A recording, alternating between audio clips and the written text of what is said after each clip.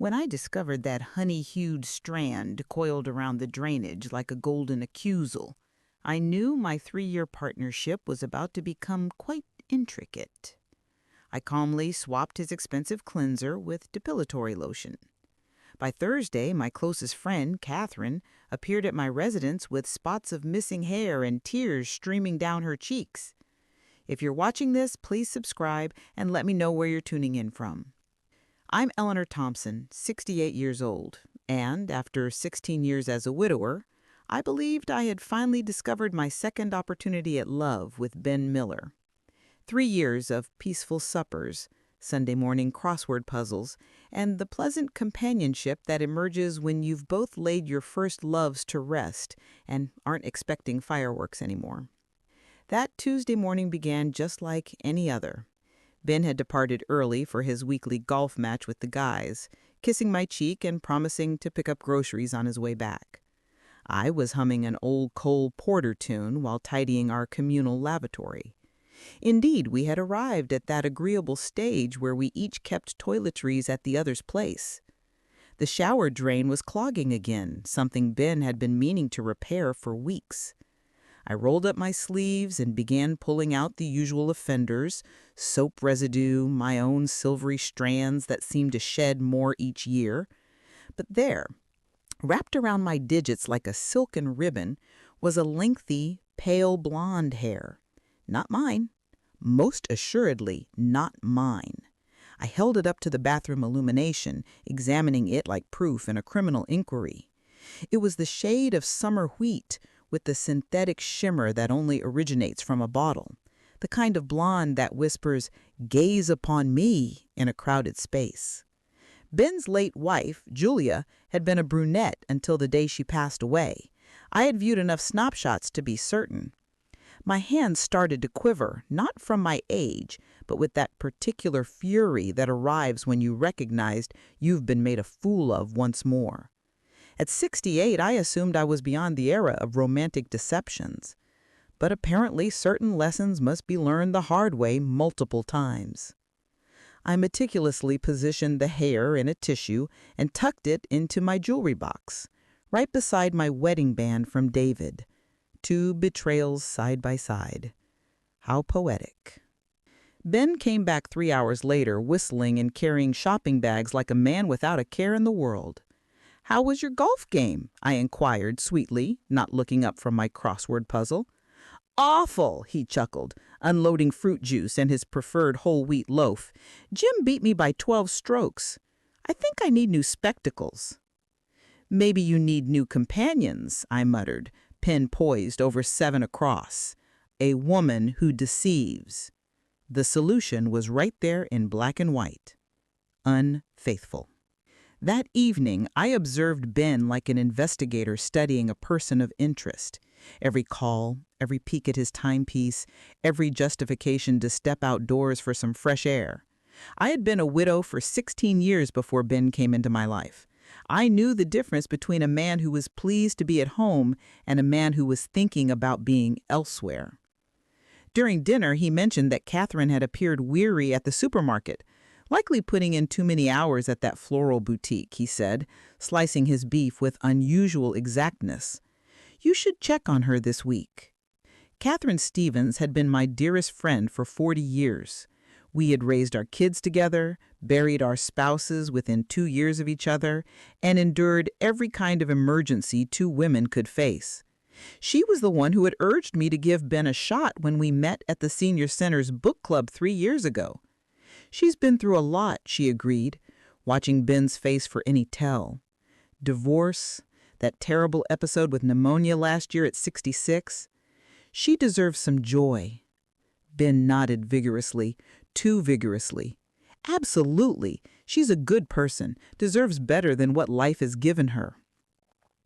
The way he said "good person" made my stomach tighten. It was the tone males use when they are already contemplating rescuing someone. After Ben went to bed, I sat in my kitchen with a cup of herbal tea and my smartphone. Catherine's number was on speed dial. Had been for decades.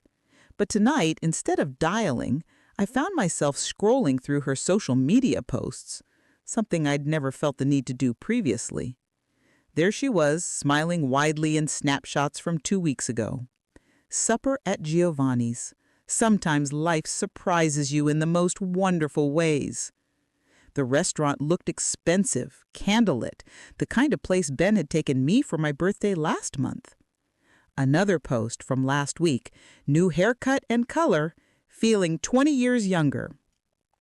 The picture showed Catherine with newly highlighted blonde hair styled in loose ripples that framed her face beautifully. My tea grew tepid as I stared at that photograph. Catherine had been a redhead our entire friendship, proud of her Irish roots and the fiery curls that matched her spirit. The woman in this photograph looked refined, self-confident, the kind of woman who might attract the attention of a 72-year-old widower looking for a bit of excitement. I set down my phone and strolled to the washroom, retrieving the tissue from my jewelry box.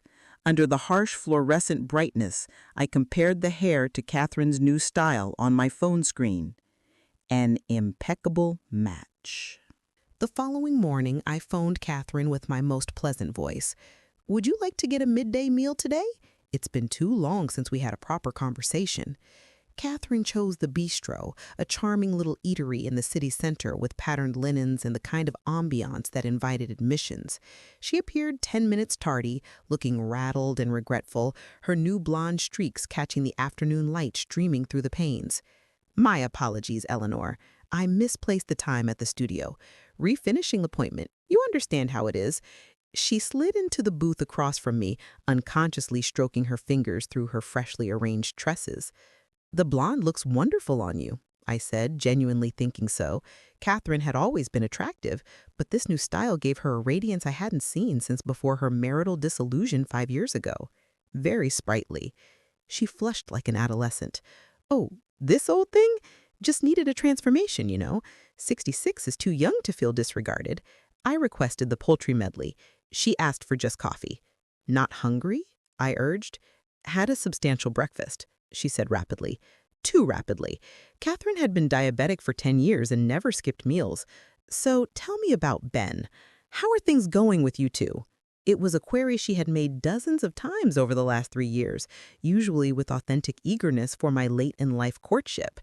Today, her voice carried a different inflection.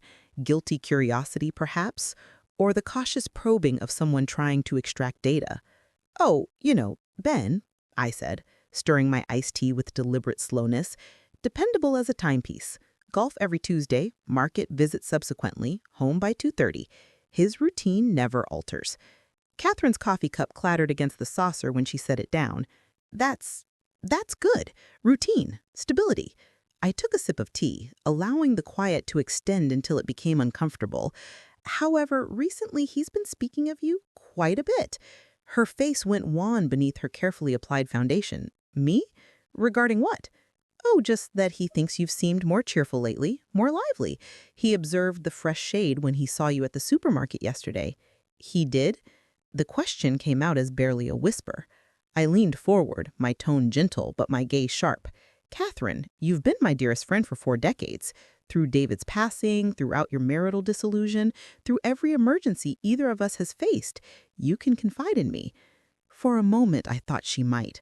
Her mouth parted, her eyes filled with tears, and her hands twisted in her lap like she was attempting to conceal a feeling. But then she sat upright, collecting herself with visible exertion. "Nothing's troubling me, Eleanor. I'm just regaining my balance again, trying to forge a fresh existence after all that has transpired." "Of course," I said softly. "Just recall, Catherine, certain bases are not as firm as they seem." She left 10 minutes later, alleging a sudden headache. I observed through the bistro window as she rushed along the pathway, her blonde hair gleaming in the sunlight like a beacon of betrayal. That night, I reclined in bed next to Ben, listening to his constant respiration and devising my next action. Friday morning brought unusually mild weather and perfectly transparent motives. Ben declared he'd be spending the day assisting his nephew in relocating furnishings, a narrative that sounded practiced. I gave him a farewell peck and waited precisely 15 minutes before heading to the pharmacy. The cosmetics section inundated me with its pledges of alteration. Depilatory lotions were arranged on the lowest rack like tools for conflict. I selected the most potent concoction available, designed for coarse, persistent hair with cautions about applying it for excessive duration. Flawless. Upon my return, I stood in Ben's lavatory examining his high-end cleanser bottle. $28 for something that guaranteed to invigorate aging hair with natural essences. I twisted the lid off and inhaled the costly cedar aroma one last time before pouring the fluid down the drainage. The hair removal cream transferred easily, its synthetic odor concealed by the bottle's narrow neck. I added a few beads of the original cleanser on the surface for genuinity, then meticulously returned the container to its precise spot on the bathing rack. Phase 1. Complete. The sixth day of the week came with a tense vitality that precedes a presentation. Ben bathed initially, warbling out of tune while I acted like I was perusing the daily periodical. When he emerged 20 minutes later, his silvery locks looked precisely identical. Hair removal cream required duration to be effective, especially on someone who applied it seldom. Catherine contacted me, I stated nonchalantly, not looking up from the crossword puzzle. She asked the two of us to midday meal tomorrow at her place, said she has thrilling information to share. Ben's Java cup paused halfway to his lips. The two of us? It appeared vital to her that you be there in particular. I wrote down perfidy for 14 down. I trust you have no objection that I agreed to attend? No, of course not. Catherine's a delightful person. I'm merely astonished she included me. She regards you as kin now, I said sweetly. After 3 years, we're all essentially family members. The irony wasn't lost on me. In some families, this would be called unfaithfulness. In others, it might just be called Tuesday. That evening, Ben bathed once more, which was uncommon for him on non-work days. This time I listened to the water flowing for an extended period, followed by what appeared to be worried whispers. When he eventually came out, a towel wrapped around his midsection, I could see the commencement of what my retribution would achieve. Small patches of his silver hair looked more sparse, almost translucent in spots. He moved his fingers through it over and over, grimacing at his image in the sleeping quarters looking glass. "Goodness me," I asked from the bed, my voice completely guileless. "My hair feels peculiar, softer, in a way." "Perhaps it's that costly cleanser finally being effective," I suggested. "You always said it was deserving of the cost." He gave a hesitant nod and climbed into bed, but I was aware of his unease at my side. Thrice in the course of the night, I felt him rise to examine his locks in the bathroom looking glass. By the start of the next day, the harm would be indisputable. The first day of the week's dawn delivered Ben's panicked voice from the lavatory. "Eleanor, something's wrong with my hair." I arose at a leisurely pace, slipping into my robe with purposeful tranquility. Ben stood before the mirror, drawing his fingers through areas where his hair had thinned to wisps overnight. Other sections looked entirely typical, creating a bizarre mosaic impression across his scalp. "Goodness me," I said, joining him at the looking glass. "That is troubling." "I am unable to comprehend it," he muttered, rotating his head this way and that. "It's like my locks just disintegrated in spots." "Perhaps you should consult a physician, though I did encounter a piece of information somewhere that immense pressure can cause abrupt balding." "Pressure?" He turned to look at me, bewilderment displayed on his visage. "What could be a source of my pressure?" "I am uncertain," I said, adjusting his collar with cunning solicitude. "Occasionally we bear pressure without being aware of it. Remorse tends to show itself corporeally." Ben's image went pale in the looking glass. "Remorse?" "Merely a hypothesis," I said airily. "Now, regarding Catherine's midday meal, ought we to phone and call it off? You may not feel at ease leaving the house appearing—" "No." The reply was too swift, too frantic. "I mean, we cannot let Catherine down. I'll simply put on a cap." 15 minutes later, Ben emerged from the sleeping quarters wearing a baseball cap drawn low over his forehead. He had managed to style the leftover locks to partially conceal the sparse patches, but the general impression was that of an individual endeavoring greatly to conceal a detail. "Your appearance is satisfactory," I assured him, patting his arm. "Catherine will be empathetic." The journey to Catherine's home was exceptionally silent. Ben kept fixing his headgear and examining his image in the side mirror. I warbled happily, enjoying the autumn scenery and the delightful foreknowledge of what was to come. Catherine lived in a charming small house with a yard that displayed her efforts. Mums and late-season roses created a profusion of shades along the pathway. She greeted us at the entrance wearing a draped flowered frock that matched her blonde streaks flawlessly. "Eleanor, Ben!" She embraced me initially, then paused before giving Ben a brief, uncomfortable hug. "I'm so glad you could both be here." "We would not skip it. You spoke of thrilling information." Catherine's eyes glittered with agitated vigor. "Let me get you some coffee first. I baked your preferred cinnamon rolls, Eleanor." As she escorted us to her dining room, I observed Ben removing his cap and stroking his hand through his sparse, patchy locks. Catherine glanced back just as he performed the action, and I saw her eyes enlarge in astonishment. "Ben, do you feel well?" she asked, ceasing so abruptly that I nearly collided with her. "My hair looks fine," Ben said rapidly, pushing the cap back on his head. "Just trying a new arranging solution." Catherine shot me an inquiring glance, but I just grinned placidly. Males and their self-admiration. At our stage of life, we should accept what we possess. The paradox of that declaration coming from a woman who had just ruined her partner's follicular regimen was not lost on any one of us. We took our places at Catherine's antique dining table. The stress was so dense, it could have been sliced with her grandmother's cake server. We took our seats at Catherine's vintage eating service. The stress was so dense it could have been sliced with her grandmother's confection tool. Catherine offered coffee with trembling digits, the ceramic mugs clattering against their saucers as she moved around the table. Her blonde locks captured the morning sunlight flowing through her cooking room's pane, creating an almost spiritual luminescence that caused Ben to gaze intently in spite of his clear unease. "Thus," I said, slicing into a sweet bun with clinical exactness, "this thrilling information of yours." Catherine's gaze shifted between Ben and me, her self-control fracturing like aged pigment. "Well, it's actually... Perhaps I ought to postpone. Ben appears unwell." "I am well," Ben insisted, but his hand moved without awareness to his baseball cap again. Underneath the brim, I could see more sparse areas had shown up overnight. The hair removal cream was functioning splendidly. "No, really," Catherine urged, leaning forward with what looked like authentic worry. "Ben, at what point did this commence? Have you consulted a physician?" "Merely pressure," he spoke indistinctly into his coffee cup. "Pressure?"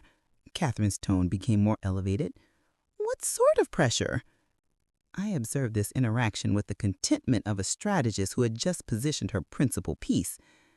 "Catherine, my dear, you appear exceptionally worried about Ben's well-being. That's quite considerate of you." The pigmentation faded from her visage. "Well, you are both my companions. Naturally, I am worried." "Naturally," I concurred, ingesting a refined drink. "Ben was just informing me yesterday how highly he regards your companionship. Is that not so, Ben?" Ben's gaze flickered between us like a trapped beast. "Yes, Catherine's been highly helpful." "Helpful," I said again, relishing the term. "That's precisely what I was anticipating to hear." Catherine placed her Java cup on the table with sufficient strength to break it. "Eleanor, is all satisfactory? You're acting peculiar." "Peculiar?" I angled my cranium guilelessly. "I'm simply delighting in this delightful midday meal with my cherished companion and my romantic partner. Though I must admit, Catherine, your locks appear completely marvelous. When did you choose to become a blonde?" "Roughly a month back." "A month?" I pondered. "Odd synchronization. Ben's been returning to the house a great deal more content recently, likewise approximately 30 days ago. The quiet that ensued was overwhelming. Ben's fingers shook as he extended for a serviette. Catherine stared at her dish as if it contained classified information. "As you are aware," I proceeded in a conversational manner, "I discovered the most captivating object in my bathing drainage last week, a pale hair. Not mine, naturally." Catherine's gasp of air was perceptible. Ben's Java cup rattled against his small dish. "These vintage residences, they retain proof for an extended duration. Hair, dermal ridges, private information. It's remarkable what appears when you commence careful examination." "Eleanor," Catherine started, her tone barely audible. "Oh, do not be concerned, my friend," I said, rising and flattening my dress. "I am not enraged, let down perhaps, but not enraged." I moved around the table and positioned my hands softly on Catherine's clavicle. She recoiled from the touch. "After 40 years of companionship, I would have expected you to be truthful to me." And Ben, I faced him, my grin never faltering. "Subsequent to 3 years as a couple, I assumed you possessed greater rectitude." I took my handbag and moved toward the exit. "Relieve your thrilling information. Whatever it is, I will discover my own path back." At my back, I heard Ben shouting my name and Catherine commencing to weep, but I did not turn around. The second stage was finalized, and the concluding portion was just starting. The reality was about to become quite costly for both of them. Ben drew level with me 3 city blocks from Catherine's residence, his sports cap tilted and areas of his skull apparent where the depilatory lotion had achieved its goal. "Eleanor, kindly permit me to explain."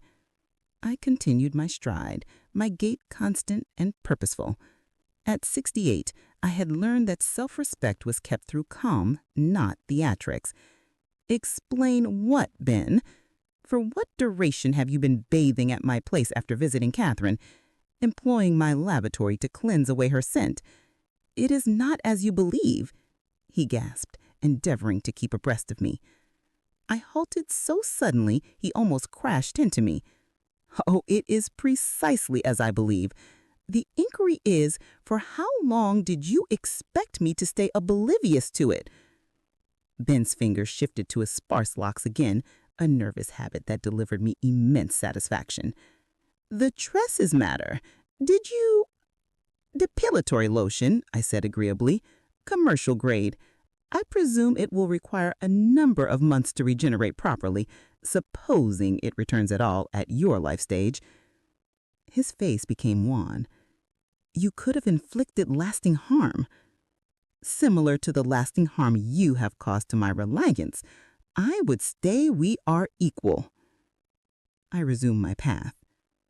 He seized my arm, desperation making him daring.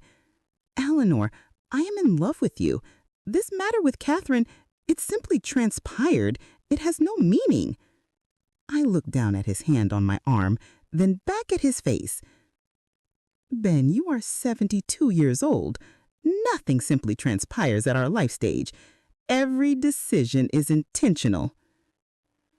"You do not grasp the situation," he begged. "Catherine was so solitary after her marital dissolution, she needed individual." "And you needed to be needed," I concluded. "How virtuous of you. Tell me, Ben, how many other solitary females have you saved over the years?" The question struck home. Ben's hold relaxed, and his gaze could not face mine. "Yes, there have been others." At last, the truth. I yanked my limb loose and proceeded toward my residence. "At least you are truthful about being a repetitive rescuer. I appreciate that degree of self-comprehension." "To where are you heading?" he shouted after me. "To my home to collect your belongings." I did not turn around. "You have until 6 o'clock to gather them from my porch." At my back, I heard Ben's stride cease, and when I finally arrived at the crossroads and finally gazed backward, he was positioned in the middle of the pathway, his sparse-haired cranium exposed to all, looking every bit as adrift as he likely felt.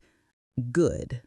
Catherine showed up at my front door a couple of hours subsequently, her blonde locks unkempt and her gaze reddened from weeping. "Eleanor, please," she murmured through the mesh portal. "We must converse." I had anticipated this call. In fact, I had made ready for it with a vessel of Earl Grey and my ancestors' porcelain, the quality items set aside for notable events. Nothing conveyed that this discussion was significant as much as a formal tea preparation. "Come in," I said, opening the door. "Though I have to say, Catherine, your arrival is inopportune. Ben has just departed with his possessions." She trailed me to the sitting room, settling on the brim of my settee like she might need to flee at any instant. I poured the tea with unwavering digits, satisfied that my decades of welcoming religious women had readied me for this precise scenario. "What duration?" I asked, settling into my preferred armchair. "A month and a half," she whispered. I nodded, calculating the figures. "Exactly near the period you had the pale streaks put in. Catherine, you must grasp—" "I grasp completely," I broke in. "You are 66, separated and solitary. Ben is 72, newly inactive and weary with his unvarying romantic partner. You discovered one another at a susceptible instant and decided my emotions held less weight than your shared dependence." Catherine winced as if I had hit her. "It was not in that way." "Then describe how it was." She contorted her digits in her lap, the movement so recognizable it made my breast ache. "We came across one another at the food market about a couple of months ago. I was having a fear episode in the grain section. The marital dissolution documents were completed that morning. 32 years of wedlock, and abruptly I was nobody. No spouse, no sense of self, no objective. Weeping commenced once more. Ben located me weeping amidst the puffed grains and the flaked grains. He was so gentle, Eleanor. He assisted me to his vehicle, allowed me to cry for a third of an hour, then escorted me for Java, just to talk. And conversing resulted in Tuesday golf matches. Catherine's face crumpled. He said you two had fallen into a routine, that the ardor had vanished, that you regarded him more as a housemate than a paramour. The allegation stung because it held a speck of reality. Ben and I had descended into pleasant customs, but ease was not infidelity. So you chose to supply the fervor I was missing? I did not intend it, Catherine's voice rose. It simply developed. Java became midday meal. Midday meal became supper. And following that, he began to bathe at my residence afterward. She gave a sorrowful nod. I placed my ceramic vessel down with purposeful exactness. Catherine, in 4 decades of companionship, have I ever deceived you? No. Have I ever violated your trust? No. Have I ever pursued a gentleman in whom you were keen? No. Then help me understand why you thought it was permissible to chase after mine. The query hovered in the atmosphere like fumes from a blaze neither of us could put out. Catherine departed an hour subsequently, no nearer to pardon than when she'd arrived. I observed from my forward window as she sat in her vehicle for 10 minutes, weeping into her device, likely contacting Ben, searching for solace from the gentleman who had created this entire muddle. That nightfall, I contacted my attorney. Richard Morrison speaking? Richard, it's Eleanor Thompson. I must talk about my last testament. Of course, Eleanor. What alterations are you contemplating? I looked about my sitting room, the vintage furnishings David and I had amassed throughout 25 years of wedlock, the pictures recording a life lived properly, the monetary security I had constructed through cautious forethought and humble existence. I wish to eliminate Catherine Stevens as my recipient and administrator. Might I inquire as to the reason? Violation of confidence. I'll transmit the specifics in writing tomorrow. All right. Any thoughts on substitute recipients? I grinned, a notion taking shape. Actually, yes. I want to contribute everything to the Senior Facilities Widowers Assistance Assembly, every cent. That is rather magnanimous. It is rather essential, I said. These females merit something superior to what they are receiving. After concluding the call, I filled a glass of fermented grape juice for myself. The fine bottle Ben had been keeping for a distinctive event. This evening qualified. My device chimed at 9:30. Catherine's name showed up. Greetings, Catherine. Eleanor, kindly do not despise me eternally. I do not despise you, I said, surprising myself with the truth. I feel compassion for you. That's worse. Indeed it is. Ben terminated it this night. Informed me it was a blunder, that he wishes to try to resolve matters with you. I almost giggled. And you're phoning to inquire if I will accept him again? Are you? I swirled the liquid in my glass, watching the profound red beverage reflect the light from the lamp. Catherine, let me inquire a matter of you. If the circumstance was inverted, if I had deceived you with your partner, would you welcome me again? The silence extended so long, I thought she had disconnected. No, she finally whispered. Then you have your answer. What transpires presently? Presently, you learn to coexist with the consequences of your selections, exactly as I am learning to coexist with my own. I ended the call and deactivated my device. Ben came back 3 days subsequently, positioned on my forward veranda with a cluster of food market blooms and the beaten stance of an individual who had depleted his choices.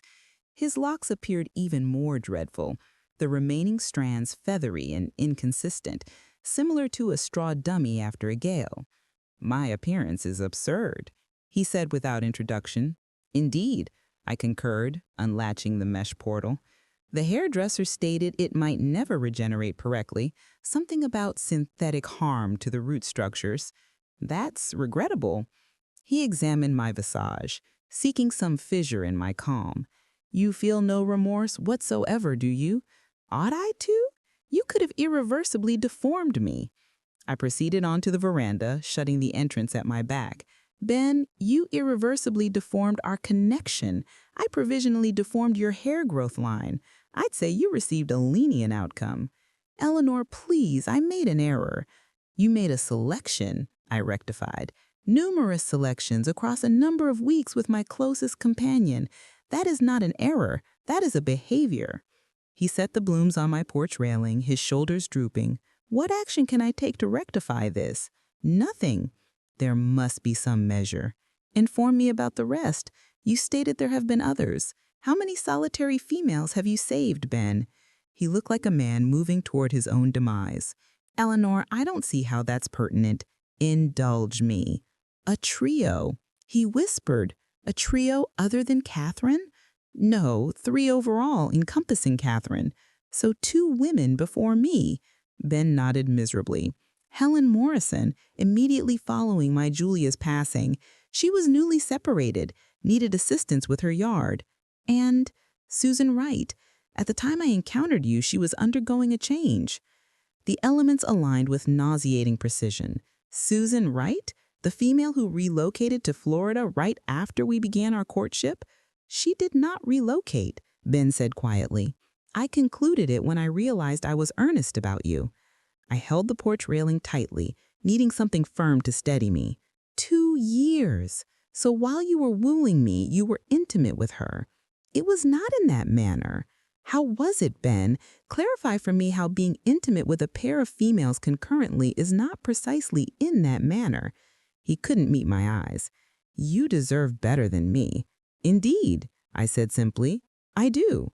But as I observed him depart, his shoulders bent and his sparse cranium reflecting the midday sun, I comprehended something that would alter all things. I merited something superior to every one of them. Half a year subsequently, I was positioned in my property broker's office, signing the concluding documents to sell my residence. The payment was more significant than I had anticipated. My humble vicinity had become rather sought after by youthful households. "Congratulations, Mrs. Thompson," Linda said, pushing the documentation across her work surface. "Money transaction, no stipulations. Where will you be relocating?" "Europe," I said, delighting in the astonishment on her face. "I'm taking a prolonged sea journey. The Mediterranean initially, then perhaps the Baltic Sea. I hear the aurora borealis are magnificent from a vessel's platform." The entrance chimed, and Catherine entered, looking more aged than her 66 years. I'd encountered her in the vicinity occasionally over the past months, usually purchasing items by herself, her blonde streaks grown out to expose silvery hair growth. "Eleanor," she said quietly, "I was informed you were liquidating." I finished the signing and slid the papers into my handbag. "How do you fare?" "Ben's at the medical facility," she said without introduction. "Prostatic operation. He's been requesting your presence." I stood, flattening my skirt. "I am certain he has." "He's frightened, Eleanor. He has no kin, no genuine companions, only us." "He has you," I said evenly. Catherine moved her cranium negatively. "We terminated it a number of months back. After that day at my house, we attempted to make it function, but the remorse ruined all." "How regrettable. Don't you have any concern whatsoever? After 3 years as a couple?" I halted at the entrance, gazing back at my prior closest companion.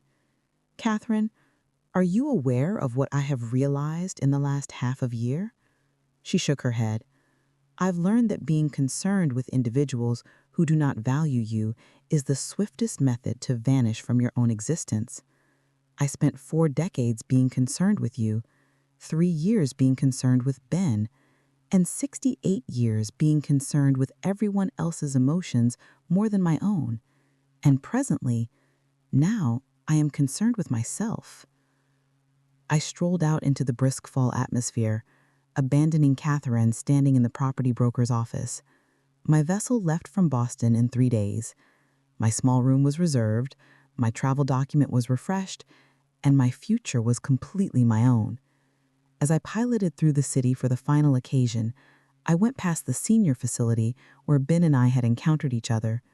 Through the panes of glass, I could see the book club meeting, a group of women deliberating their most recent pick. Fresh visages, novel narratives, different opportunities for sorrow and mending. I parked the vehicle and observed for an instant, recalling the female I had been 3 years ago, optimistic, confident, prepared to have faith in another opportunity. She wasn't entirely gone, that woman. She'd merely learned to be more discriminatory about where she placed her optimism. My device vibrated with a message from the Sea Journey provider. Final embarkation directions included. "Have a good journey." I grinned, shifted the vehicle into motion, and proceeded toward the thoroughfare. At my back lay a life lived for other people. In front lay seas I had never witnessed and quests I had never conceived.